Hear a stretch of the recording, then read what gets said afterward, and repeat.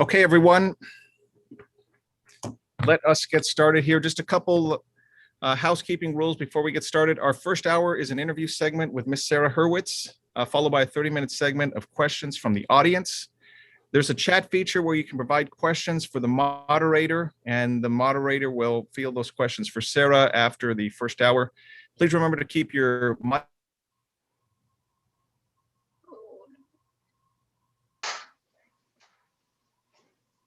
mics muted. Your video from EPCC received credit for Tejano Pass. There is also a link to receive faculty credit. Now, those links will be somebody's got their mic on there. Those links will be extended so they won't close out right after the hour in case you need a little bit of extra time for that. The QR codes for the Tejano Pass and the links will appear towards the middle of the hour and then at the end of our session again. Okay, so those are the housekeeping rules. Now, let me give you a little background here on Miss Sarah Hurwitz. She was a White House speechwriter from 2009 to 2017. She started out as a senior speechwriter for President Obama, and then served as a chief speechwriter for First Lady Michelle Obama. Sarah worked with Mrs. Obama to craft widely acclaimed addresses, including her 2016 Democratic National Convention speech and her political speeches during the 2016 campaign cycle. Sarah also worked on policy issues affecting young women and girls as a senior advisor to the White House Council on Women and Girls. Before working at the White House, Sarah was chief speechwriter for Hillary Clinton. She served as a deputy speechwriter for Senator John Kerry on presidential campaign for General Wesley Clark's primary campaign and for Senator Tom Harkin of Iowa. She was also a lawyer at the Washington, D.C. office of Wilmer Hale. Ms. Hurwitz has been profiled in many publications, including the Washington Post, the Boston Globe, the Guardian. She's been interviewed on several others, including the Today Show, Morning Joe, NPR, and she was featured on the Forward as one of the 50 Jews who impacted American life in 2016 and 2019. A graduate of Harvard College and Harvard Law School, Sarah is the author of Here All Along, Finding Meaning, Spirituality, and a Deeper Connection to Life in Judaism. After finally choosing to look there, please join me in offering the warmest of welcomes to Miss Sarah Hurwitz. Welcome, Sarah. Thank you so much. It is such an honor and just such a pleasure to be here with all of you. So thank you all for coming. I'm looking forward to a really good conversation today. Okay. Thank you for having us. Now let's get down to it, because I mean, I just read off, and that wasn't the entire litany of your resume there. Very impressive. Thank you. And for most of us, we sit there for 3 hours and write 2 words, and we're just wondering, as you know, growing up as a child, did you find yourself naturally drawn to reading and writing? Was it something you had a natural and innate ability for? I actually did guess that was the question. You know, it's funny. Yeah. As a kid, I did like reading and writing. I would not say I actually had an enormous innate ability. I was an okay writer, but you know, writing was really something that I learned through being edited. My dad was a pretty good editor, so he would often sit down with me with my high school papers, and with each sentence, he would say, okay, how can this be tighter? How can this be clearer? You know, are there unnecessary words here? Does this structure make sense? You know, I had a great high school English teacher who also really pushed me to find my own voice. You know, he would never let us write in the we voice. He would say, when you would say, well, we might think that, he would say, who is this we? Right? It's you. So I was really forced to kind of find my own voice. So I wouldn't say that I was naturally particularly talented. I think that being a writer was something I developed over time through just a lot of practice. And I too often sit down for 3 hours and write 2 words and struggle with it. So that is a universal experience with writers as well. All right. We've, as college instructors, and I used to teach elementary and secondary education, we all had that one teacher that pushed us. Yes. And it was frustrating at the time, but I'm glad you brought that up, because those are the teachers that stay with us. Even in our older years, we hear their voice in our minds as we're putting together our own writing. Absolutely. Yeah. Absolutely. So aside from your dad coaching you there and your strong instructors, was there anything you did personally to hone your writing abilities growing up? Yeah, I mean, I think, you know, I certainly read a lot. That was a big thing that was very important. I took a lot of English classes in college, which forced me to just be constantly reading and writing. I did, I oftentimes just tried to get myself edited by people who were good writers. Whether it was a teaching assistant or a professor, I would really look very closely at the edits that they made to my papers and try to learn from those. So I'd say those were the main ways that I learned, as a young person, to be a better writer. I thought my students would think it's silly, but I say when you're putting together your speeches or your writing, evaluate your progress before, during, and after. And I said, that's probably the last thing you want to do. You just want to be done with it.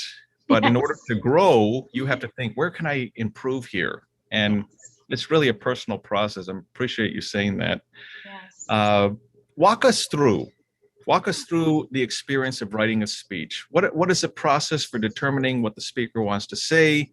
What length of speech is most effective in getting the speaker's points across?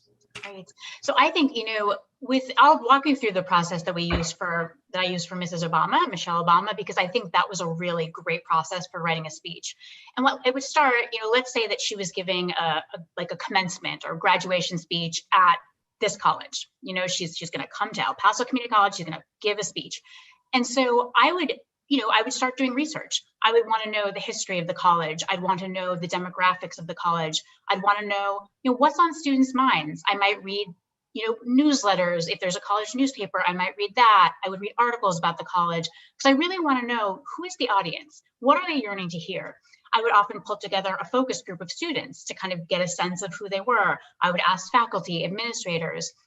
I would then write a memo for Mrs. Obama. She would read it.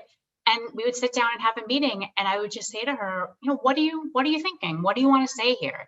And she would just lay out so much good language. She would lay out the main points she wants to make, the themes she wants to hit. She would share stories, phrases, statistics. I mean, she would just give me a download that made it very clear to me what the beating heart of the speech was going to be. And I would actually take notes on my laptop in an attempt to capture what she was saying as closely as possible, because she often dictated so much good language.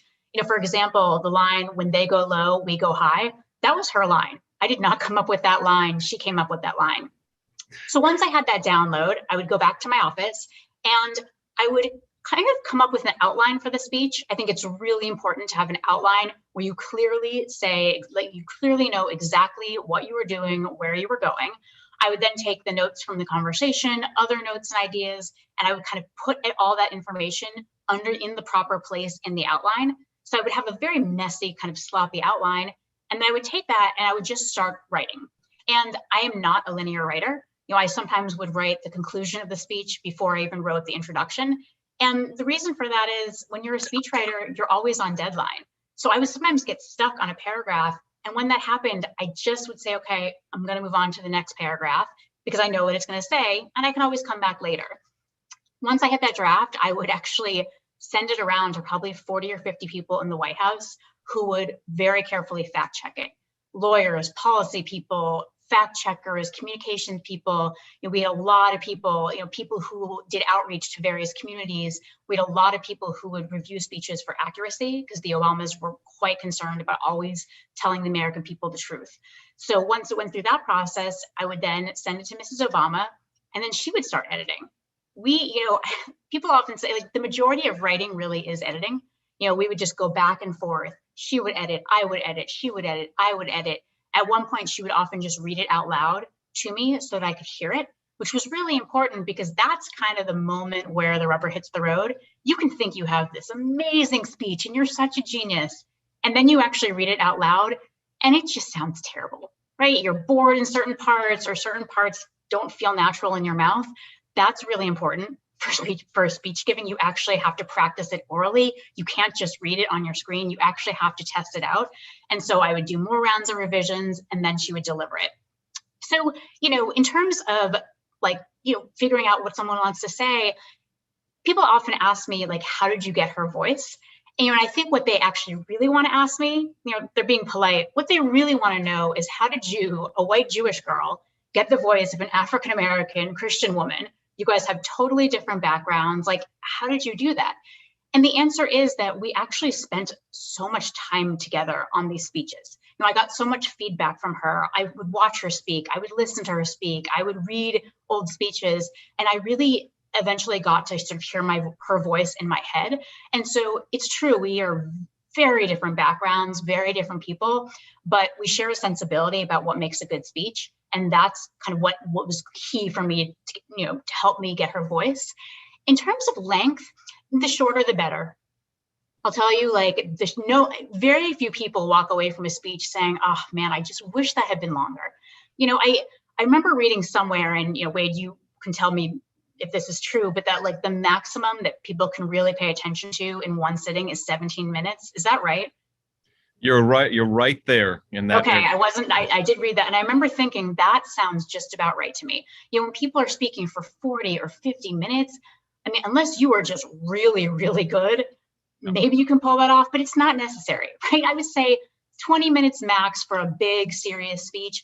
If you're giving a toast at a wedding, like 5 minutes or less, right? If you're giving a little speech at someone's birthday, again, 5 minutes or less, keep it tight, but really no more than 17 to 20 minutes. And they pay most attention to what you say at the beginning and what you're saying at the end. Yes. Yeah. Yes. There's that all right in the middle. Oh. Sarah, I'm glad we're recording this because I'm just going to play it for every single class I have from we, especially in the speech discipline, a lot of students will say, I have such a hard time public speaking. I'm going to do horrible in this class. And you just said this earlier. You have to, the foundation for your speech is a solid outline. Yes. And the other thing that you mentioned that we preach a lot in our speech classes and a lot of the disciplines here is you need to practice your speech out loud. Yes. 100%. It's got to, whatever, the piece of writing needs to be edited in the format in which it will be consumed. So if you're writing a piece for, your English class or for a newspaper, then it's fine to read it just with your eyes because it will be consumed with people's eyes. If you're writing something that's going to be delivered orally, you've gotta edit it orally because people hear it with their ears. And so I actually, when I'm writing speeches for myself, I print it out, I read it, and I edit it in real time, which the first go around is quite slow, right? Because I'm stopping every sentence, I'm fixing things. Then I make my edits, print it out again, do another run through. Goes a little quicker because there's fewer edits, and you just keep going through it and editing it in real time until it's what you want it to be. And mentioning this to students, and I'm glad you brought it up too, but as human beings, we always remember the exception, not the rule. Yes. And I love that you talked about trying to vet your speech with as many people as you can, because they always remember the one statistic you screwed up on, not the 100 that you cited correctly. That is the deepest truth right there. And every time a company or a famous person, every time they screw up, right? We've all seen these kind of epic screw ups where a company says something really inappropriate or offensive in an ad or in a public statement. Like they didn't run it by the right people. Right? You don't know what you don't know, especially if you are speaking to a community of which you are not a member. You really need to go and find some people who are members of that community and show them your speech and say, hey, is this appropriate? Is this sensitive? Because it's so easy to use a turn of phrase, make a point, use a word that's actually quite offensive to that community and actually quite disrespectful. And you didn't know that, right? You didn't intend that, but the impact is going to be quite bad. So you've got to run your speech by multiple people. Talking to the speech students, we say public speaking is audience centered. That doesn't mean you compromise your principles, but you have to understand the nature of the individuals that you're speaking to. Yes, absolutely. All right, so here's a question of mine that was a personal question of mine, and I've been wondering about this ever since we knew you were coming on here. In your career, have you ever had an experience where you personally felt conflicted with what you were asked to write? And if so, how in the world are you supposed to reconcile your personal convictions with your professional obligations? Yeah, it's a great question. And believe it or not, the answer is actually no. I only write for people whose values I share and who the causes they're promoting I share. For me, speech writing isn't just writing for writing's sake. I'm writing to promote certain values, to advance a certain cause, to put forth certain policies. So for me, I would feel very uncomfortable if I were writing for someone whose policies or values I found problematic, right? That would cause me a lot of stress and distress. But it's funny, and you'll find that's true of most political speechwriters. They do tend to kind of work for people who share their views. Now look, every once in a while, you might write for someone who has, one view that's different from yours. One of my first jobs was for a politician who was in favor of the death penalty. Many members of her family had been victims of crime. That was her opinion. I'm strongly against the death penalty. We disagree. And the deal that actually my boss had worked out, who was also against the death penalty, was that if she spoke about the death penalty, we wouldn't write it for her. That's fine. You can work out a little deal like that, but it can't be like, we disagree on healthcare and immigration and the economy, and you're going to run out of things to say. I will say I have been asked to write something where I didn't think it was the best way to say it, where I've disagreed with how the person wanted to say it. And in that case, what I do is with Mrs. Obama, she wanted us to push back on her. She wanted us to give her feedback and criticism. So I would say to her, look, I know you want this line in here, but here's my concern about it. Here's why I don't think it works. And she might say, okay. But sometimes she said, okay, I appreciate that, but I like it. I think this works. And at that point, I back off, right? I'm not the one behind the podium. She is. And I have to tell you, I can't remember a single time where I was right. I almost think I just have endless memories of her going up, doing it the way she wanted to, and me thinking, yeah, that was better. I was wrong. So it was a learning experience for me. I'm glad that you brought that up. You support the policies and of what you're writing about, but you still feel comfortable enough to voice your opinion. Yes. And that's, when you're a speechwriter, that is what you're being hired for, right? They don't just want a transcriptionist. They actually want someone who's going to push back, who's going to challenge them. At least the people I've worked for have felt that way. And that's been an important part of the job. Now, we earlier, before we started the interview, we talked about what it was like being a college student. And I want to take you back to those years, especially with your peers. Maybe you weren't that type of student, but I'm guilty of doing this. You're waiting till the 11th hour to write your research paper.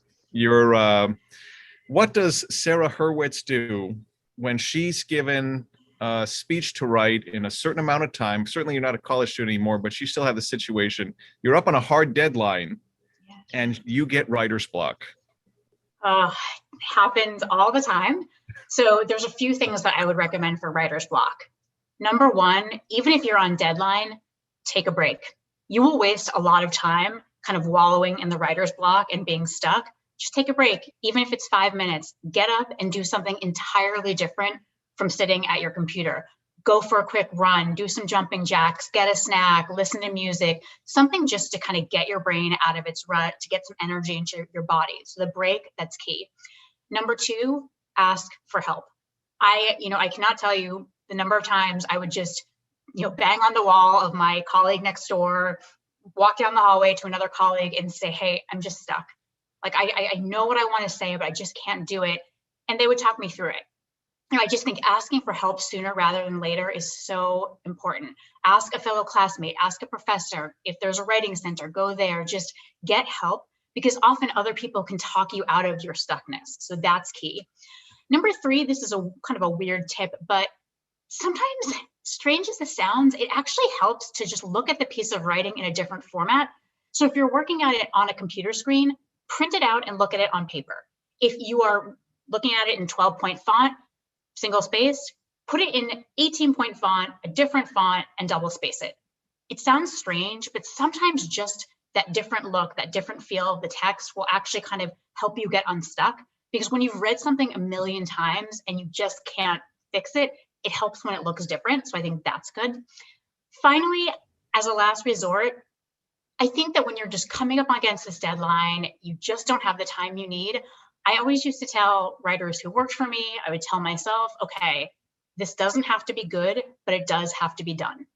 And you just lower your standards, right? There were speeches where I didn't have time, and it's frustrating, right? When you're someone who really wants to totally ace everyone, when you're the student who always wants to get the A, who has to be perfect.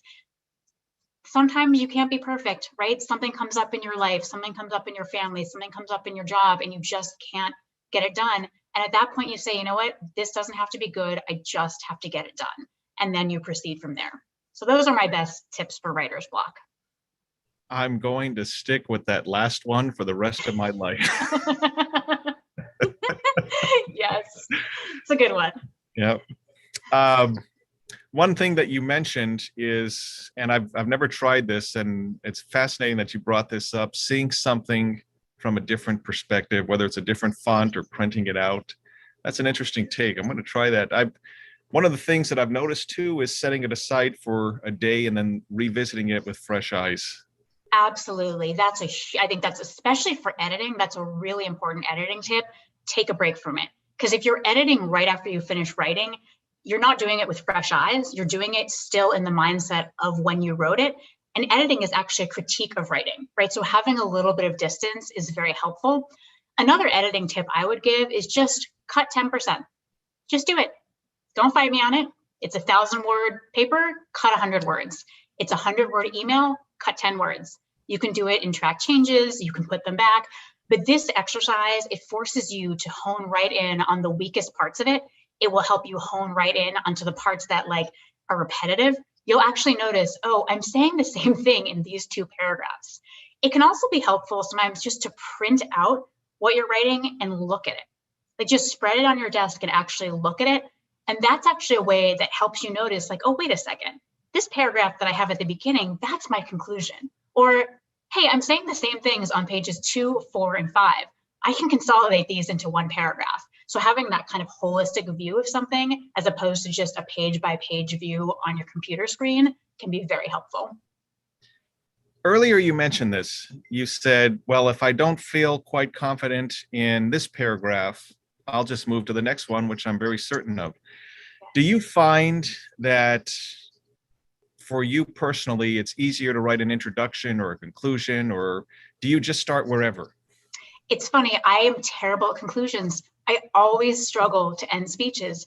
I struggle to end book chapters. I find it so hard to wrap them up. So that's actually the thing that I struggle with most. I generally find the beginning pretty easy because for me, beginnings are the way that you connect with the audience and you honor the audience. Mrs. Obama would often start her speeches with gratitude, thanking all the people who made the event possible, thanking everyone who'd spoken before her, and then thanking the audience and really honoring them, telling their story. She'd say, I know, I've learned so much about you all. I know how hard you're studying. I know how hard she would really do that. And then that would kind of lead into the meat of the speech. So that flowed naturally for me. But conclusions are just tough. They're just tough. It's hard to wrap it up, hard to find the right place to land. I got to tell you, as a personal writer, conclusions are the easiest for me. Introductions, I suffer through an introduction because you're trying to connect with the audience, get their attention, and get them interested in listening to the rest of your presentation. And I thought, if you begin with the end in mind, but like you said, you want to end with something dynamic, a lasting impression, something that gets people, it wraps it all up. Yes. Yeah. Tough. Now, you mentioned before, sometimes it just has to get done or cut out 100 words there. Yeah. But there are some speeches that you've worked on that you really devoted your craft to, your talent, you revised them, and it was a major speech. What are some of the most celebrated speeches you were proud to be a part of? Yeah, I really love being part of Michelle Obama's 2008 Democratic Convention speech because people often forget, because it was so long ago, they forget that on the campaign, she was getting a lot of very negative press, right? The angry Black woman is how she was being portrayed, which is just such an obvious symptom of the racism and sexism that pervades our society. It came together in this ugly and totally untrue, perception of her that was, yeah, I'm still angry about it 13 years later, but that was what was happening. And, I had just joined the Obama campaign after Hillary Clinton had conceded it in the 2008 election. And, I got assigned to work with her on that speech. And I just remember meeting her and just being so blown away by her. She could not have been more warm and more kind and more welcoming to me after I just spent 17 months on a rival campaign attacking her husband. So, she's this incredibly gracious, very classy person. And then, she said, okay, you're gonna come to my house in Chicago, and I'm just gonna tell you who I am. I'm just gonna tell you who I am. And she spent 90 minutes telling me who she was, and she was very clear on it. She said, my daughters are the heart of my heart. They are the center of my universe. She talked about her parents and the lessons that they taught her. She talked about, then Senator Obama and how she'd fallen in love with him. She talked about her values. And I just remember just thinking, this woman is such an extraordinary human being and such an extraordinary American success story. And I was just really excited for her to have the chance to show our country who she really was. And that's what happened in that speech. She got up and just told America who she was, why she was there, why she believed in her husband. And, her media really shifted after that speech because finally people had gotten to see her unfiltered for, I think it was actually exactly 17 straight minutes. And they liked her, right? Because they saw who she really was. And for me, that was just incredibly meaningful to finally give her a chance to be who she was on the national stage and to be seen as such. So that was, I think, just a particularly meaningful speech for me. Excellent. Now, we have some students in here that have expressed this interest, and it's one of the questions coming from them. How does one become a Sarah Hurwitz in terms of speech writing? How would you become a speechwriter? How did you get going with that? Yeah, so I'm just going to be very honest about my own experience. I got my start in speechwriting by being an intern in the White House my junior year of college. Now, that internship is unpaid, right? I got that job. Yeah, I worked cleaning dorms for a few weeks to make money for it, but also my parents helped me out. Okay, that is a sign of my economic privilege. And a lot of internships in Washington, D.C. and in politics are not paid, and that is unacceptable. And I think it's starting to change now. You're seeing more paid internships, but I want to be very honest that that's how I got in through, frankly, some real privilege. It's very lucky. Once I got in, the writers who I worked for, they helped me get my first couple of jobs out of college, which were pretty junior speechwriting jobs. And, I gotta tell you, I look back on them and I don't think of either of those jobs as successes. The first job was it was a long commute. It really wasn't a good fit for me. And I quit after 9 months. The second job was a speechwriting job for a US Senator. And I was a good writer, but I was inexperienced. And I really struggled to get the senator's voice. I just didn't do a good job. I didn't really have a good sense of how you write to be heard rather than read, which, as we've been talking about, are two very different skills. And so after about a year, the chief of staff really encouraged me to go to law school, really pushed me to do that because I had applied. And I thought, okay, that's it. I'm not a good speechwriter. I should go to law school, get a real job, become a lawyer. My third week of class, I met a guy named Josh Gottheimer, who is now a congressman from New Jersey. But back then, he was just one of my classmates in law school, and he had previously been a speechwriter before law school. And we ended up freelance writing together, and he really taught me how to write. He was sort of my editor, my mentor. I really learned how to write speeches from him. And then we got jobs. You list out this sort of series of jobs that sounds impressive, but they were all losing campaigns. I got a job on Wesley Clark's campaign in 2003, he lost. John Kerry's campaign in 2004, he lost. Hillary's campaign in 2008, she lost. So just to be clear, you have, the luck and the privilege of getting that internship, plus 2 jobs that weren't super successful, plus 3 losing campaigns. And then I was really lucky to be hired on the Obama campaign. So, a lot of luck and a lot of failure is how I got there. And here's the advice I would give if you want to be a speechwriter. The most important thing that you can do is actually get speechwriting experience. Now, okay, how do you do this if you are a full-time student and working either a part or full-time job, right? It's like, wait, what? You can't, doing an unpaid internship is not realistic for the vast majority of people. So how do you get that experience? There's actually a lot of ways you can do it. Your college has deans, it has administrators. I guarantee you those people give speeches. There are companies in your area that have CEOs, and that CEOs sometimes have to give speeches. There are faith leaders in your area who have to give sermons on a regular basis. Those are speeches. There are local elected officials who, in city government, town government, state government, those folks have to give speeches. And so if you can work out some kind of arrangement where even just like a few hours a month, you just help them with one speech a month, or even every couple months, or even, once a quarter or a few times a year, then you will have actual writing samples that when you go to apply for a job, you can actually say on your resume, hey, volunteer speech writing work for so-and-so, and you can actually give them your speech writing clips. That is so important, because I can tell you, as someone who has now hired speechwriters for multiple jobs, I don't care where you went to college. I don't care what your GPA is. All I care about is, can you write?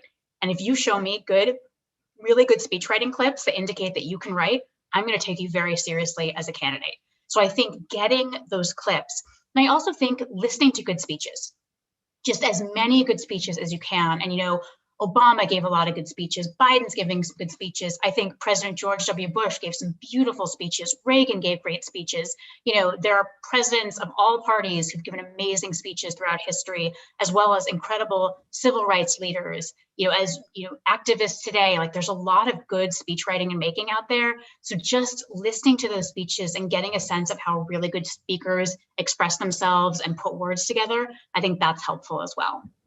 You've touched on some great points here, and one of them is you got to put yourself out there. It's not just I'm sitting in the classroom and this is where my training is. You have to be proactive. Yes. And sometimes, and unfortunately, that's just the nature of where we're at. Sometimes that means doing things pro bono, but you're getting that experience. Exactly. And it doesn't have to be a lot of things, right? Like I'm sure, students, you're trying to just like make it through the day, juggling work and school and all these things. So like the idea that, you're going to work 10 hours a week, no, you're not. That's way too much time. But even just having a few speech writing examples that you've gotten through some pro bono work is hugely helpful. One of the things that you touched on that is mentioned in our speech classes is find those good mentors. Yes. And learn. Oh, absolutely. Yeah. Absolutely. You're going to minimize the mistakes you make and increase your skill set so much quicker when you find someone that can just coach you and guide you through the process. Yes, absolutely. Lastly, another thing you touched on here that we love talking to our public speaking students about is look at fantastic examples of great speeches. Yes. It doesn't matter what side of the political aisle they're on. Definitely. Just understand what is resonating with you, what emotions you feel, how you're picturing the speech in your mind. Yes, absolutely. Absolutely. Oh, you talked about, your internship and writing here and there. One of the questions that came up was, okay, you worked on the Clinton campaign, and then you got brought into the Obama campaign. How did Sarah Hurwitz, what was the process for you to become the chief speechwriter? And I think you kind of touched on it of you showed your skill set of being able to craft good speeches. No, it's a great question. It's funny because I joined the Obama campaign to write for him, and that's really what I was doing. But they asked me just, to help out to write Mrs. Obama's 2008 Democratic Convention speech. So I really got to know her then. And, Obama, Senator Obama, he was traveling a lot. I didn't really get to, I maybe talked to him on the phone a couple of times, but I didn't really get a lot of time with him. Like my colleagues who'd been on the campaign the whole time, they really knew him. They were very close with him. But I did get to spend a lot of time with Mrs. Obama. So when we went to the White House, I was there. I went to the White House to write for him. And for the first year and a half that I was there, I wrote for him. But every once in a while, she would just ask me to help out with a speech here or there. And whenever I did, I realized I was much happier writing for her. I felt more at home in her voice than in his voice. I was more interested in the topics that she was talking about than in what he was talking about. And, so basically after about a year and a half, 2 years, I made a very unusual White House career move in that I went from writing for the president to being the chief speechwriter for the first lady. People usually move the other way, right? They move from the first lady to the president. And so a lot of my colleagues kind of wondered what I was doing. They're like, why are you, they almost were saying like, why are you kind of demoting yourself, right? That's less prestigious. But it was an important lesson for me, which is that it is very important to actually not fight yourself right? I think so often we try to convince ourselves to do things because others expect them of us or because we think they're impressive. And they're not what we're actually particularly good at or passionate about, but we just think we should do them for some external reason. And what I've come to learn is that you can become somewhat successful doing that, but not too successful, right? There's kind of a limit. And I think what is better to do is to really to find what you're genuinely passionate about. And look, you may not be able to do it right now, right? You may have a ton of loans to pay off or credit cards to pay off or family members to take care of, right? Like you may not be able to do that thing that you're most passionate about right now. That's okay, but keep that fire burning. You know, if you're passionate about writing, but you just right now need to just take care of your family and make money, no problem. But keep that writing fire burning. Maybe it's just by journaling. Maybe it's by writing a letter to the editor in the newspaper. Maybe it's just by writing short stories in your spare time. But just keep it going because at some point you may actually have the chance to do that more frequently and more full time. So that was an important lesson. And I think, you know, once I switched over, I wrote better speeches for her. You know, I think I was kind of a mediocre, middle of the pack writer for him, but I was a good writer for her. And that turned out to be a good decision. We have a cohort in here that's in the interview with you here. It's a leadership academy, and that's run by Dr. Linda Brown. And basically what you're saying is what she does in Leadership Academy. It's a usually a 12-month program. It's been modified for given the restrictions we're under with COVID and going into campus.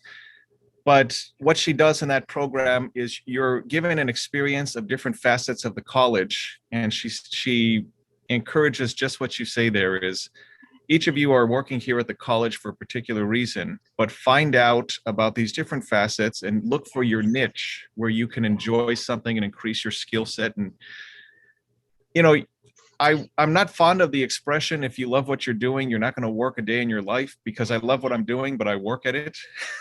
Me too. I agree with you on that.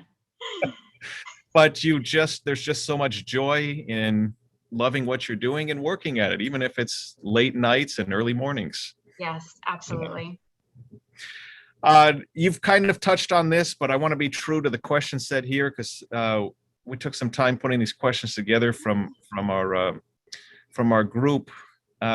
It says, how have you witnessed being a good writer and having professional career opportunities open to you? And I want to mention something on that. And before we started the interview formally, I said, I used to be a baseball player. One of the things my coaches always said is, if you can hit, we're going to find a place for you to play. If you can throw, if you can run. And when I read that question, I thought of you, and looking at how your career has progressed. For you, Sarah, I'm thinking, here's a woman that can write, and they found a place for her, and because you just had a knack for crafting speeches and a way of putting things together, it helped to bless you with the opportunity to continue rising. And I'm probably putting words in your mouth here, but I'm thinking that your ability to write has opened those opportunities for you. It really has. You know, it has opened so many opportunities. And I think that when you can write well, it really, you know, that leads to so many different careers, not just as a writer, but in marketing, communications, public outreach and engagement. I mean, there's so much work that you're doing where you're communicating with other people, right? And that's what writing is. It's trying to communicate ideas to other people. And I think, you know, there are a few tips that I give about communications I think they're relevant not just for writing, but for all forms of communication. And I've found those resonating in my life again and again. And so if it's okay, I'd love to share those because they've just been very helpful to me and to others I know. Please. The first one is, you know, say something true, which sounds so basic, right? But oftentimes I find that when people are preparing to communicate, whether it's an email or speaking at a meeting or writing something, they're asking, okay, what will make me sound funny or powerful or smart? Or, you know, what will make the audience like me? Those are critical questions. Those are your second and third questions, and you must ask them. But your first question, I think, really should be, what is the deepest, most important, most helpful truth that I can tell at this particular moment? Like, get really still with what is true right here. Because I'll tell you, when someone just gets up and says something true, says something that you recognize as true, it's really bracing.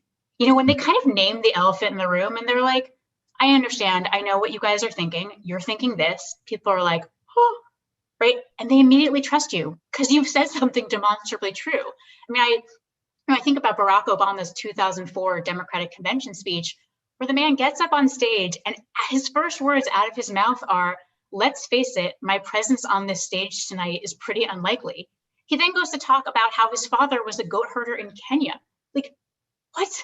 No political consultant in 2004 would have said, you've got political ambitions in America, definitely emphasize that you have foreign roots.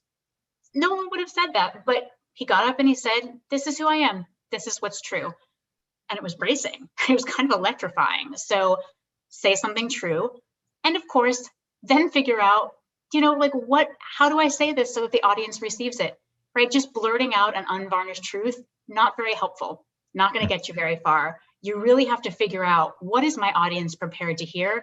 And that's when the research happens. That's when you talking to people, showing your speech to people, that's where you get that feedback. So that's the first thing.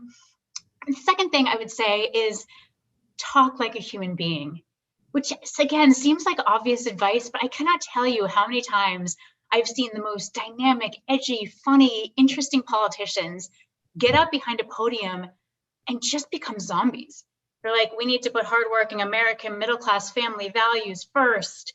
It's like, what does that even mean? Or, you know, business leaders who are so wonderful as human beings, they get up behind a podium and it's like, we need to catalyze our platform to leverage our transformational, like, you have never once turned to your best friend and been like, hey man, I was just thinking we should catalyze our platform to leverage, right?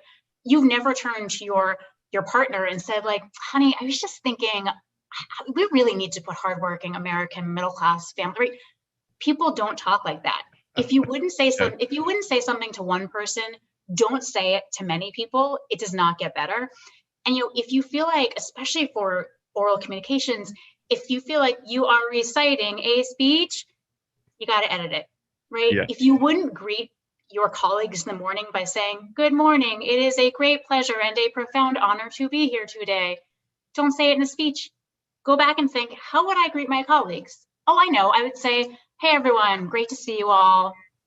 Say that to your audience. Hi everyone, it's so great to see you all. That's fine, right? You need to talk in your own voice, talk like a person. And then my final piece of advice is show, don't tell. So obvious, I know it's like writing 101, you probably all learned that, those of you who've taken writing classes, but like no one does it. What do I mean by this? So I can tell you version one, this is version one of the story of my friend John. My friend John is uptight, neurotic, obsessive, compulsive, exacting, precise. Okay, that's version one. Version two, I left my friend John alone in my kitchen for 10 minutes. And when I returned, he had alphabetized my spice rack and he was centering the magnets on my refrigerator with a ruler. Now, if I call you up tomorrow, what version of the story will you remember? The list of adjectives I told you or the image that I showed you? A real life example of this is Michelle Obama's 2016 Democratic Convention speech. Now, she could have started that by saying, oh man, on my daughter's first day of school in the White House, I was scared, I was nervous, I was worried, I was afraid, I was anxious, I was uneasy, telling. Instead, she said, on my daughter's first day of school, I watched them climb into those big black cars with those large men with guns, and I saw their little faces pressed up against the window, and I asked myself, what have we done? Now, that is an image you can't unsee, right? Like, you know she's scared, you know she's anxious, you know she's worried, you're there with her.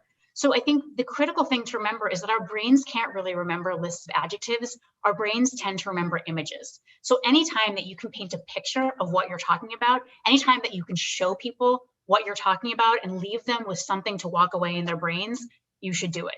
Show, don't tell. So those are really, you know, I think those communications tips have served me well, not just in writing, but in speaking, in sending emails, in contributing to meetings. They're really all-purpose kind of tips. Sarah, again, I'm going to replay this interview with my students over and over. What you're saying is what we try to convey all the time is you don't want to sound mechanical, robotic. You want people to be able to imagine in their minds what's going on, because that's how they're going to connect with you. And remember, as we tell our students, the best writers paint the picture in your mind. You actually Yes. feel like you're there. Yes. And I love that. I remember that part of President Obama's speech where he talked about the most unlikeliest person is up here, my father in Kenya. What a wonderful opportunity. It really paints where we have come as a country. And I share that with my own children, how blessed we are and the opportunities we have in this country. You have amassed quite a list of accomplishments. What is next on the list for Sarah Hurwitz? What's on the horizon, I should say, not Verizon, on Verizon too. What's I on the also use horizon? Verizon, so that's that's also part of the future. It's a fair question. No, it's a great Yeah. question. Yeah, I mean, it's funny, when I left the White House, I decided I wanted to write a book on Judaism, which was very surprising to my colleagues. I actually went and got advice from a political pundit who I really respect. And I asked if I should write this book. And she said, no, oh, no, definitely not. She said, your first book should be about speech writing or politics or Michelle Obama. And then you can write that weird book that no one will ever read. And, in her defense, that was actually very good advice. I would have sold a lot of books had I written about Michelle Obama or speech writing, but I really wanted to write a book about Judaism. I'd started re-exploring, I didn't have a lot of Jewish background, even though I was, born to Jewish parents. And I started exploring Judaism as an adult and just found some of the most extraordinary wisdom, really beautiful advice about how to be a good person and lead a meaningful life and, find profound spiritual connection that I thought were relevant, not just for Jews, but for people of all faith backgrounds and no faith background. And I wanted to share that. And so I just went and I wrote this book on Judaism. And, I think it surprised a lot of people. It was definitely not, probably working on Michelle Obama's memoir would have probably been more lucrative. And, she sold more books than I did, just a few more books than I did. But I really wanted to do that. So that came out. And, I've been trying to write a proposal for another book during the pandemic, but I've been struggling with it. Writing is hard right now. So for those of you who are struggling to write papers, do writing assignments, like I see you, I feel you. This is a very hard time to write right now. I think just the monotony of a lot of our lives, we're not getting the kind of normal stimulation and interaction that helps us be creative, that helps us be alert and cognitively sharp. So that's tough. So, what's next for me at this point, I would like to write that book, but I'm actually enrolled in a clinical pastoral education class, which is training to become a chaplain, which I probably will not wind up actually becoming one because I'd need to get a graduate degree in divinity, which would be very expensive and time consuming. But, I'm doing that training and I'm doing chaplaincy work with people, and it's totally different from anything I've ever done. And I'm just really, really enjoying it. Just enjoying that kind of very personal, kind of one-to-one, spiritual kind of work it's been really meaningful and moving for me. And, we'll see what's next. You've touched on this a couple times here, and I really appreciate you sharing it here with us. But several times throughout the questions, you've mentioned you've spoken up when you felt that speech should go in a certain way. You've also mentioned working in areas that you feel passionate about, and even right now, you feel compelled and drawn to write something over something else because that's what you feel connected with. Yes. And I think that's something important to touch on with students and with our faculty as well. And one of the things that you resonated with me was the way that you put it, where you said, you may not be at a moment in your life where you can do that. You've got tuition to pay off. You've got, kids to raise. You've got certain things going on, but find yourself at that moment when you can, moving back to what you love. And look, it's advice I've taken myself. I was a lawyer for a while. I had bills to pay, I wasn't what I was particularly good at. It wasn't what I was passionate at, but I kept that fire burning, right? I did writing in my free time. I sort of kept that passion in mind, and I eventually was able to then do it. And that's okay, right? And people do this for many, many years. And it's totally okay. You can just keep that fire burning while you're living your life and doing what you need to do. Now, you just said, while working as an attorney, I was writing on the side. Now, I've asked this question with several other colleagues before. When Sarah Hurwitz knows that she's got to write, you've got a deadline coming up, you really need to put something down on paper. Where do you go? Is it, and where, and what time of day? Do you find writing from home early in the morning, writing from home late at night, sitting in a coffee shop, sitting in your office? Where's the ideal place for Sarah Hurwitz to be inspired and to write? Yeah, so I need vault-like silence when I write. Any noise just really distracts me and annoys me. So it's funny, I tried to write my book at shared workspaces. Like there's, the kind of WeWork spaces in DC. I used a different company, but it was that idea. And even in the quiet room, it would just drive me crazy because people would talk a little bit or they'd be shuffling around. So I had these big, noise canceling headphones. But eventually I just started writing at home, which was a little bit isolating, I have to say, now that we're in a pandemic. Like, oh my goodness, wow, so much time at home. But for me, it's really important to have total quiet. And I tend to, when I get up in the morning, I tend to just try to write for a few hours then, and then I just get tired. And so in the middle of the day, I try to work out, and then I'll write a little bit more at night. And I'm a pretty disciplined writer. Like when I have something that needs to be done, I just sit down and I just try to get it done. When I was writing my book, I did it in 18 months. It probably should have been done in 3 years. So I realized pretty quickly that I had not asked for enough time. And I just came up with a schedule where it was like, okay, you need to finish a chapter every 6 weeks. This is what has to happen. And I just kind of made it happen. Wow, that's impressive. Or just a rookie mistake as an author. Either way. Yeah, sometimes I've found one of the approaches is just write what's ever coming to your mind. Don't think about it too much, then go back and fix it. The hardest thing is to put something on paper. If you can get going, absolutely. Yeah. That's the thing. I think a lot of people edit before they write, right? Like they're editing themselves as they're trying to write, and you can't do that. Actually, one of my colleagues once said to me, Sarah, the way you write is this. You just kind of dump a bunch of total gibberish onto a paper and then spend a week editing it. And that's completely true. That is a perfect description of how I write. My drafts are terrible. Like they're embarrassing. I can't even tell you how bad my drafts are, but I make them better over time with editing. For my book, I would go through 20, 30, 40 drafts of a chapter. Within those drafts would be moments where I just completely blew up the whole thing and restructured it. So editing it's so incredibly important. I can't even tell you. And by the way, if you're someone who, when you sit in front of a keyboard, you just get stuck, right? You find that there's kind of a wall between your brain and the keyboard and the screen. It's okay to step away from the keyboard, take out your phone or some kind of recording device, and just talk out what you're trying to write. Just talk the paper out. Just talk, record it, listen to it, and make a transcript of it.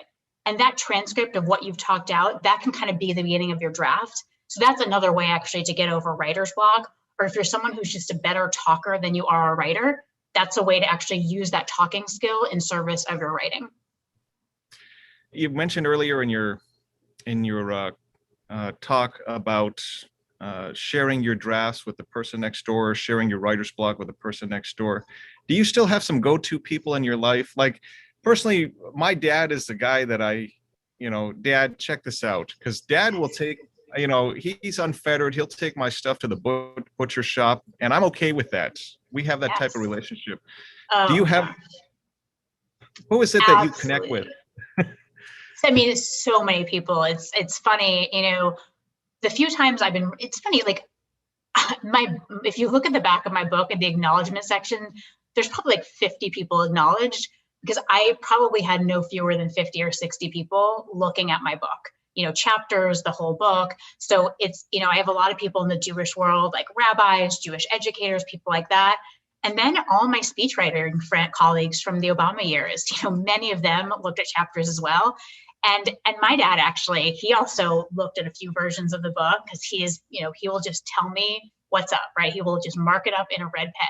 And so I think having all of those people, and, it's important though, when you get edits, you have to be smart about taking them, because lots of people will make edits and sometimes they're good, but sometimes they're actually not good, right? So you shouldn't just take every edit you get.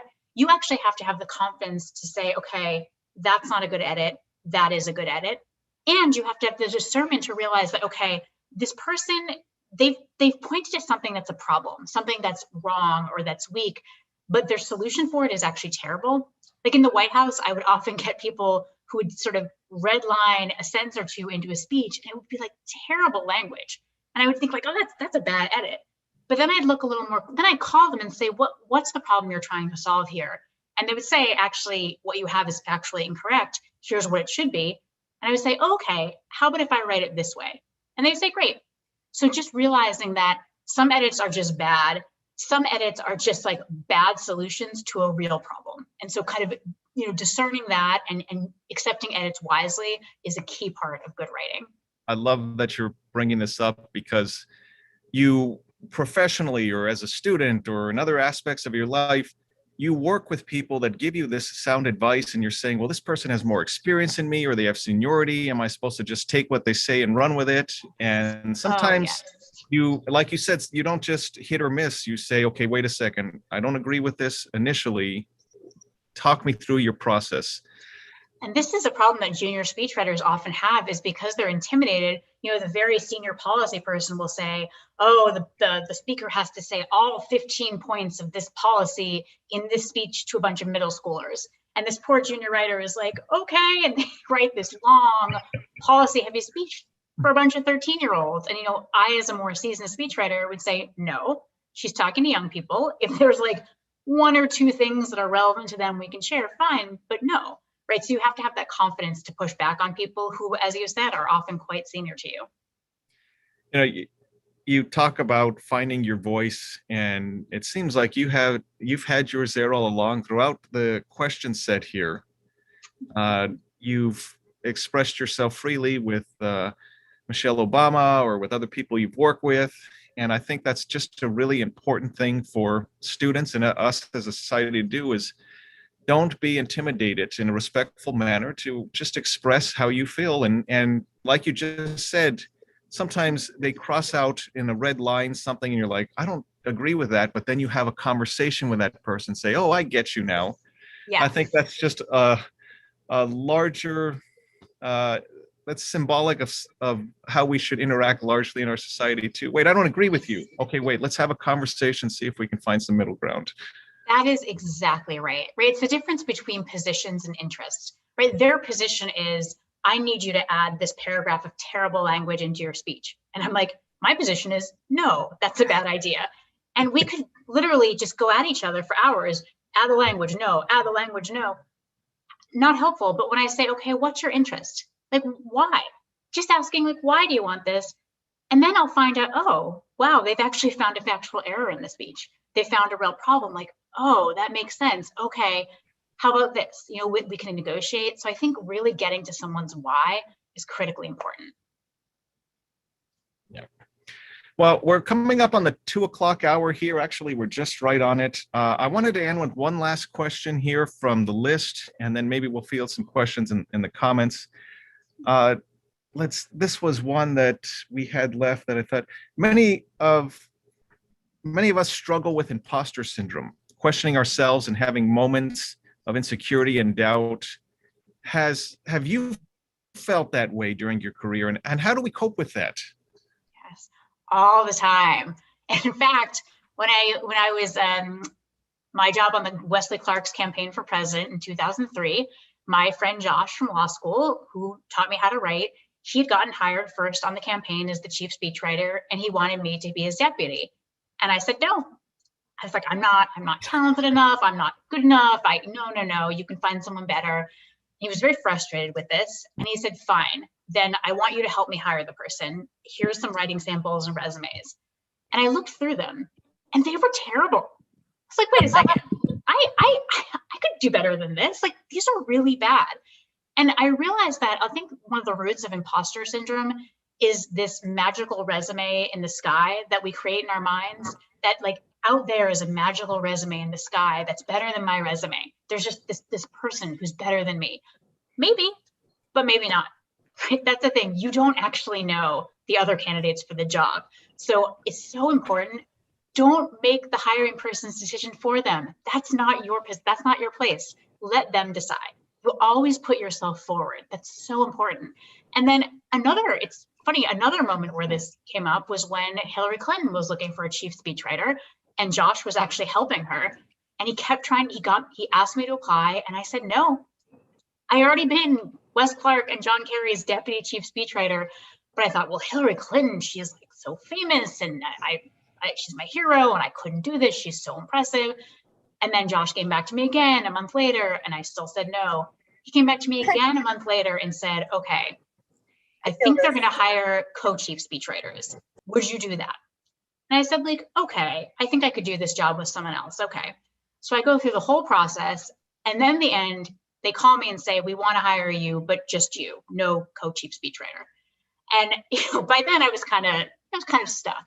In both of those cases, I had been so afraid that there was some magical resume in the sky. And with the Hillary job as well, when I actually got onto the campaign and I learned about who else they'd been looking at, they were not very experienced people, right? Like, I was the most experienced person who actually wanted the job. And so it's just so important to don't compare yourself to people you don't even know if they exist. It's important to just let the hiring person decide. Don't be afraid to try something. Just put yourself out there and see what happens. So glad we ended with that question there. As far as the interview segment's concerned, we always tell our students, put yourself out there, accept that you're going to falter at times. You'll have shortcomings. You'll embarrass yourself. But oftentimes we have students that, oh, I gave a terrible presentation. I'm never going to present again. I'm horrible at it. But you have to accept that that's part of the process. It is part of the process. I have written so many just horrifically bad speeches. I mean, I look at the speeches I was writing in my first two jobs. They are just objectively terrible. I mean, they're just appallingly bad, but that's how you get better, right? You have to fail, you have to learn. And I really very much believe in the educational theory that, no one is born smart. That's not a thing. Yeah, you might have aptitudes for some things over others, fine, but you really become smarter and more talented by working harder, right? We have this capacity to become better at things. So I think when you say, well, I don't have that natural talent, so just forget it. There's not a lot of like naturals out there, right? I wasn't a speechwriting natural. Many of my Obama colleagues were not speechwriting naturals, whatever that means. They started off as pretty bad writers, and they became, over time, through a lot of work, a lot of help, a lot of editing, they became good writers. Thank you. Now, before we move on here, we've got a couple comments in the chat. Faculty link is the end of the hour, so don't eat up too much of our time here. I'll give you Eddie's email address at the end there. If you want to email him, he'll make sure to send you the proper link. Remember, the link will not expire right at the end of the hour. We've extended it. Let's see here. So we've got a question. Everybody can hear me okay? Are we still on? Yeah, yes. Okay, great. We've got a question from Raquel Ekman. She said, first of all, Raquel says, I love your book, Sarah, by the way. Thank you. And she says, there is a paragraph in the introduction of your book that talks about the way we consume media and that we've become narrow-minded and more convinced of our own impeachable rightness. Raquel asks, how much do you think that informs your choices as a speechwriter? What a great question. I mean, there is no question that the media I consume, definitely it shapes my impressions, right? So I think when I was a speechwriter, I tried to just consume a wide variety of media. I tried to kind of get ideas from just different parts of the world. I really tried to find ways to kind of see where people's minds and hearts were that weren't necessarily people who were the people who are my friends or in my kind of social circle. I really wanted to break out. I think that's incredibly, incredibly important. I also just think social media is terrible. I could not hate social media more. I think it is responsible for many of the challenges that we face today. I think it is really dangerous and preys on many of our worst impulses to be tribal and polarizing, and it plays on our fear and our anger and just our really bad impulses. So I'm a big fan of avoiding social media. I try to kind of stay away from it and just try to read kind of a wide variety of different kinds of media, different kinds of books. I think that's very important. So I think we're definitely shaped by the media we consume. I will say for speech writing, I do have to admit that social media has actually been pretty good for speeches, interestingly, because back when I first started out in politics as an intern in the 90s, there was no internet, there was no social media. So when a president gave a speech, you get one line from that speech on the evening news and maybe a couple sound bites in the morning newspapers, and that was it. Right? That was all people saw of any kind of speech. Today, people watch speeches on their phones. I mean, I could not believe how widely circulated and viewed some of the Obama speeches were. So I actually think, when you hear speakers who are obsessed with like, what's the soundbite? That's a silly question in modern times, right? It doesn't really make sense. That made sense in 1993, where all that would get through in the news and when the newspaper was that one line. But today, because of social media, a lot of like speeches go viral, videos go viral. It's very easy to hear an entire speech. And, I will say the line, when they go low, we go high. None of you would even know about that line if Mrs. Obama had given kind of a boring, flat, unremarkable speech, right? I don't think that line necessarily would have stood out, but the speech worked and the speech resonated. And that line happened to be a memorable line within a speech that resonated and moved people. So again, I think today the trick is not so much about the catchy soundbite, which often just sounds fake and like a politician. It really is about giving a holistically moving and inspiring speech. You mentioned some of the great speeches in years past and how we used to have sound bites here and there. I'm going to date myself a little bit here, but I just remember growing up and listening to one of those sound bites. Mr. Gorbachev, tear down this wall. Yes, and I remember, yeah. That was a big one. That was right. That was a big one. And that's all you knew of that speech, right? We don't even know. That's right. What else did he say? Who knows? That's what broke through. That's what the news covered. Have on that point too, because I had watched a documentary where he was advised, don't say that. That's going to cause an issue. Have you written speech? I mean, you mentioned when they go low, we go high. I guess you've had some of your speeches out there where whether it was Michelle Obama or the president or some other senator, where they're in the middle of the speech and you're like, hey, wait a second, that wasn't in the writing. Has that happened often, or is it rarely that happen? Yeah. So with the Obamas, something, I think one of the reasons why their speeches were so good, and something that I so appreciate as a speechwriter, is that they riffed a lot. They added a lot, they ad-libbed a lot before they got to the podium, meaning they actually put in the time before they gave the speech to really get their best thoughts, ideas, they truly thought about what they wanted to say before coming in front of an audience. And so by the time they got in front of the audience, they knew what they wanted to say, right? They put effort into it, as opposed to the politician who kind of, they don't know what they want to say. The night before they blow it up. They don't know. They get up there, they kind of ramble and hem and haw. Generally doesn't go well. There's a kind of myth of the like, oh, I get up and I throw my prepared remarks aside and I speak and it's amazing. It's not.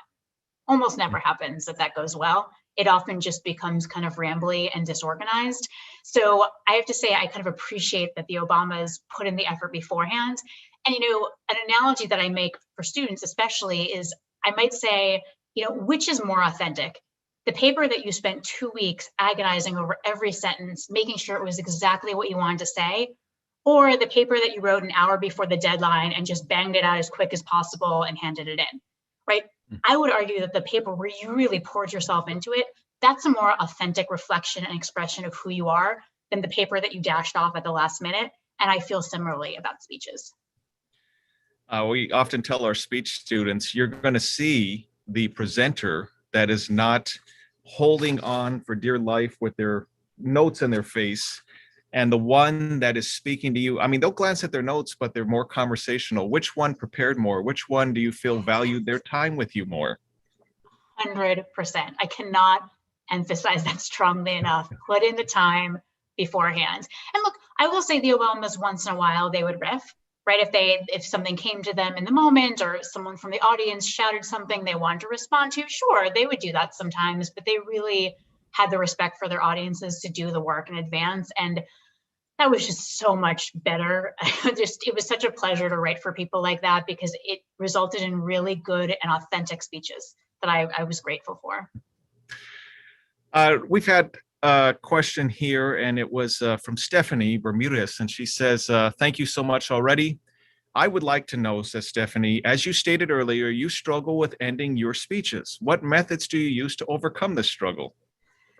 Oh my goodness. I've got to be honest, I have not come up with a great method. You know, I struggle to end my speeches. I struggle to end my chapters as a book writer. Haven't come up with a great method. The best thing I can do is I often just put in a placeholder, ending TBD, and I come back and I move on. I don't let myself get stuck, because what you'll see with a lot of writers is they're like, I must come up with the ending of this chapter or this speech before I move on. And for me, that would just be endlessly getting stuck. So, you know, I think just moving on is one thing. Another thing is I kind of accept that my endings are not going to be my strongest work, and that's okay. You know, everything doesn't have to be an A+. Everything doesn't have to be 100%. So I just kind of accept, okay, this is my weakness. All right, I can work on it, but this is just how it is. I was thinking, when you're talking about wrapping up a speech, I was thinking of President Obama when he dropped the mic, Obama out. Right. Like, I'm just going to do that. Right? That's a good way to end. We got a question from Larry Leeser here. How would you write a speech differently, if at all, if it's going to be delivered virtually, for example, on Zoom? Yeah. Love this question. My answer is I wouldn't, which is why actually I do all of my Zoom events. I actually now do all of my in-person events as interviews. I think Zoom speeches are fairly excruciating, right? To kind of have to watch someone for 20 or 30 minutes, it's very hard. So my biggest thing for Zoom is shorter is better. Anything that you can do to kind of break it up is better. Anything you can do to be engaging with someone else is better, just to have kind of two different people to give the audience a break from you, let them see the other person. I think that's just tremendously helpful. I also think that Zoom remarks, they have to be more conversational. You know, if I were addressing all of you like, good afternoon, it is such a pleasure. It's like, that sounds crazy, right? You just see me. It's almost as if we're one-on-one having coffee, the way that this works. So you've got to be more colloquial. You've got to be more conversational, or else you're going to look fairly awkward. So I think keeping it broken up, if it does have to be a speech, just keeping it short, or breaking it up into sections and having Q&A in the middle, however you can kind of make it shorter, and keeping it in a more conversational style as befits more of the kind of intimate and one-on-one nature of Zoom. I think that's very helpful. Just a quick aside, Jennifer just posted the faculty link again. I think it's alive this time, those of you out there. So if you want to click on that, hopefully it'll take you there. Again, if it's not working, know that Eddie Treviso, you can email him, and he'll get you squared away with that. And we'll try again at the end of the hour with that. Sarah, whenever I've done job interviews, that one darn question comes up: what is your weakness? You know, and I'm like, and I'll say jokingly, I'll say, don't ask me that question. Let's just move on. It's the worst. One time I said kryptonite, and nobody laughed. So yeah, it wasn't. Love that. But, no, it's a good question. It's actually, I'm happy to answer it. You know, I think for me, I tend to kind of obsess about small risks, which, there is some of that's helpful. You know, when you're writing speeches for the president or first lady, you really do need to be worried about all the things that could go wrong, all the mistakes you can make. You do need to be someone who double and triple checks. But I think I was often unhelpful in that I would be focusing on some tiny little thing that might possibly go wrong. And it kind of wasted my time and wasted other people's times. I don't think I was always good at discerning, okay, what's a real problem here and what's something that's just really not actually a problem. So I think that was certainly a risk, a weakness. I think that's probably my biggest weakness. And I saw that coming out in my book writing as well, where I was just so obsessively worrying about making mistakes, getting things wrong. You know, I was checking things like a million times. And again, some of that, fine. I think I ended up just wasting a lot of my own time and many other people's time with the kind of endless double and triple and quadruple checking that probably wasn't necessary. So I don't think that was the best approach. And I'm definitely working on that. When you're putting together speeches, do you ever advise, First Lady Michelle Obama, President Obama, did you ever say, now when you get to this line, you want to pause or repeat or use, a certain type of sentiment? Did you ever advise them in that nature? I mean, basically never. There were some times in a speech where I might just put in the word pause in brackets. And to be totally honest, Michelle Obama was very picky about transitions. They always had to be perfectly seamless. The flow had to be just perfect. And there were just some times where I just couldn't figure out a good transition. And I would just put pause in there, hoping that she would let me get away with a kind of sloppy transition. So that's kind of what I was doing. I would often, with punctuation, just kind of indicate the rhythm of a sentence. I would use ellipses a lot, like the 3 dots, just to indicate a little bit of a longer pause. But for the most part, with people like the Obamas, the best strategy is just get out of their way. Do not give them advice. Like, they know what they're doing. I never wanted to get in her head because she was so good naturally that I was afraid I could only do harm. Right. So I actually remember a few times her saying, any tips for delivery? And I just said, you do you. It's my tip.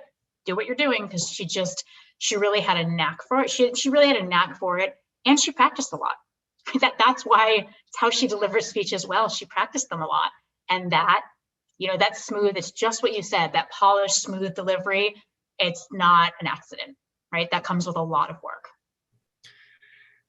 I'm a big ellipsis guy myself, and I think I do that a little too much, but I had a feeling Sarah Hurwitz loved those ellipses in there. So. Love them. And let me tell you, when you move from speech writing to book writing, where suddenly all the rules of punctuation and grammar apply, I found that very disconcerting. I don't know how to use commas. I just want to start every sentence with and or because it sounds fine when you're speaking it, but written language is a lot more constraining. So that was challenging. And my copy editor definitely, we had some differences of opinion about writing. So that was a learning experience for me and probably her. Vanessa has a question here, and it has to do again with those darn conclusions to the speeches. But especially as a student, you don't want to wrap up with, well, that's the end, goodbye, and you don't want to be too quick. You don't want to be too lengthy. Yeah. And so Vanessa asks, how do you write a conclusion or end a speech nicely so you don't sound like you're too short, like you don't care anymore, because you are already presented. I mean, you already said what you're going to say, but you do want to review it. And what are your thoughts on that? So I think, one way I think to end a speech nicely is with gratitude, right? Like, if you kind of feel like, okay, I've said what I want to say, I've wrapped it up, like I've summarized, maybe you've made a call to action. That's another way you can end a speech, is with a call to action to get people to join you in doing some kind of thing. I think a good way to end a speech, though, to really end on a warm, positive note, is to say thank you. It's just like, this has been such an honor. I've been looking forward to this for months. I've always wanted to speak at this venue to, all of you. And I'm just so grateful for your time. And I hope that our paths cross again. You can just end with a thank you, right? If you can't figure out some, just home run fireworks ending, it's totally fine to end with gratitude. And I actually find myself doing that a lot as well. And because it's just natural to me. Right? Like I like to say thank you to people. I like to appreciate people. So that feels very authentic to me. If it doesn't feel authentic to you, probably wouldn't do that. But, are there other ways of winding things up that feel natural to you? You might want to say like, I really hope that we can work together again in the future. Maybe you like to kind of be future oriented. Maybe you like to reflect on, how you feel like this event has changed you. And I just, today, as I'm wrapping up, I just want to let you know that I'm going to walk away from here taking away X, Y, and Z. That's the way to do it as well. Okay. I got to tell you, Sarah, you mentioned your dad more than once and how he's been a support for you. My dad joined the conversation today, and he's that's wonderful. William Cornelius, and he was basically saying, because Dad writes a lot of faith articles along with me, and I talked to him a little bit about your book, and we're interested in looking at that. But from our perspective as Christians, we're wondering, you found your faith along the way. How does that impact you when you're writing? Do you feel inspired by God? And when you're writing, how does that play into your writing now that you've found yourself with your faith? Such a great question. I will say that Judaism is like, it's sort of funny because the phrasing of finding faith, it's like with Judaism, faith, like the faith isn't so much the main concern as is like a certain, way of being in the world, way of acting in the world, being part of a community, kind of undertaking certain obligations for how you treat others, how you care for those in need, things like that. So I think, being part of that community and that tradition has been a big thing for me. In terms of the faith piece, that has been a part of it for me as well. I think I have come to a sort of felt sense of the divine, although it's, my theology is probably not what would necessarily be considered a totally conventional theology, but in Judaism, theology is actually quite complex. There are many different ideas and constructs of what the divine is. I think for me, in terms of how it's affected my writing, I think I am more aware of some sense of purpose, of some sense of divine createdness, of a sense that we each have something that is unique and infinitely worthy and really special to offer the world. And that kind of the project of our lives is to get in touch with whatever that is.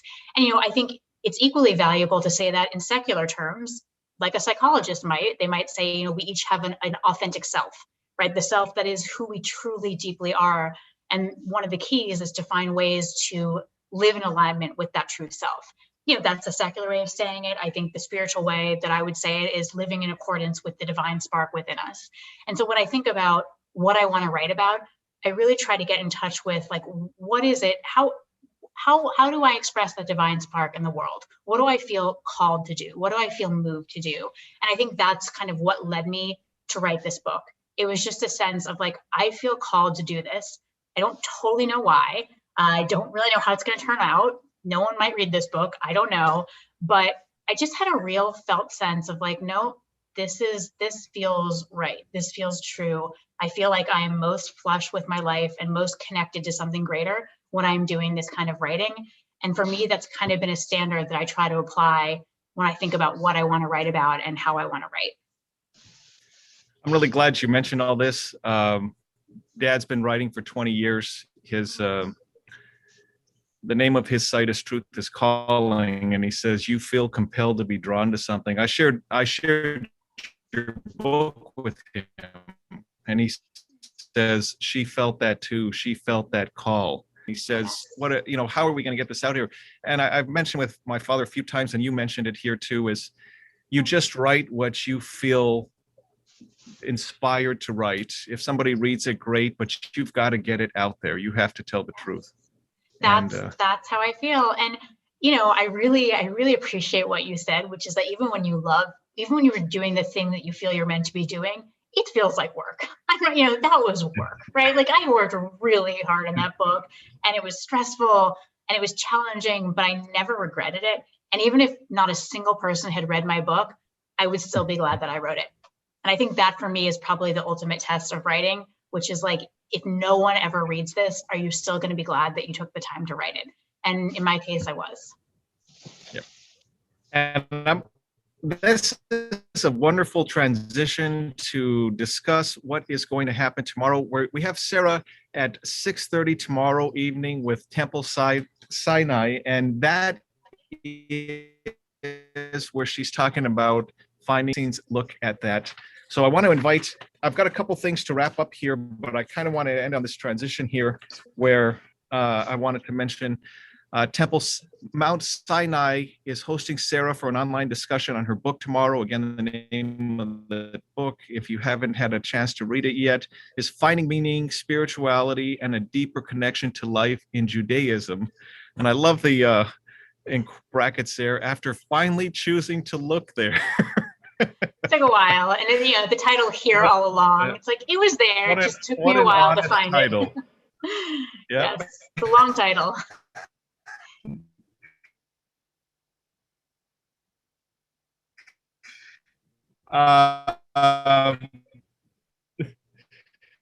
So the link is there for the faculty line if you need to email, but we're coming up on the 2:30 hour. And I just want to get, Sarah, thank you for taking the time to be with us today. We really appreciate your advice. This is recorded, and I'm speaking for myself, but I'm sure I'm speaking for a lot of the speech faculty as well as the playing excerpt of this to my students, reminding them, see, it's not just me saying it. Here is a professional speechwriter saying, speak in a conversational tone. So please join us again at 6:30 tomorrow evening. And thank you for joining us. We're looking forward to keeping up with you in the media as you continue to make a positive impact and leave your mark and share your faith with us. God bless you, Sarah. Thank you so much. It was such an honor to be here and such a joy. Thank you for having me, and I wish everyone well. Thank you, Sarah. We'll see you tomorrow. See you tomorrow. Bye. Bye.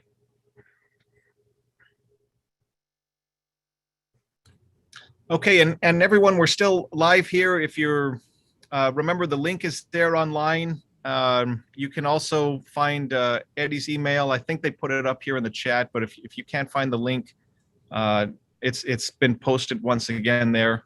And again, if you're having any issues with that, you can contact Eddie, and we'll get that taken care of for you. Thank you, everyone, for joining us this afternoon. I hope you found it as insightful. We've recorded it, so we're going to make that available to the faculty as well.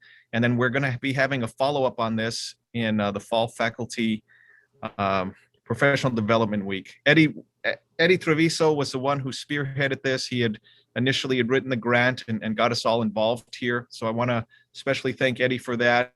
I want to thank our interpreters for their work there. You must have burned 20,000 calories there, moving back and forth. And we really appreciate the work you did there. Thank you, Jennifer, for bringing on the interpreters as well. And Tim for helping us get the marketing going on here. Thank you, Dr. Brown, for bringing in the leadership group. And thank you for the rest of you that have joined us online and welcoming Sarah. Eddie, I want to leave you with a last word, because this was your baby here, and I really appreciate you putting it together for us. Well, and I hope he's on. I also want to say thank you to Temple Mount Sinai, especially Rabbi Ben Zeidman. We had met months ago to talk about who we could possibly bring in. And really, he was the one who came up with Sarah Hurwitz. And I was just the one that kind of put everything together. So I really want to thank him, and also Temple Mount Sinai. They have been a great co-sponsor in this event. And as you had mentioned, tomorrow, 6:30, we'll do the book tour, and it'll be his opportunity to interview her and to continue the conversation. And so we're hoping that everybody can make it. And again, we apologize for the link for the faculty development. It is up and running. If for whatever reason you continue to have issues or problems, please feel free to email me, and I will do the paperwork necessary. And thank you for coming. We'll see you tomorrow, Eddie, or we can talk after if we need to. Yes. Okay. Thank you for having us. Thank you, you for everyone. coming. Thank you. Thank you for all your support. Bye. Thank you. Thank you.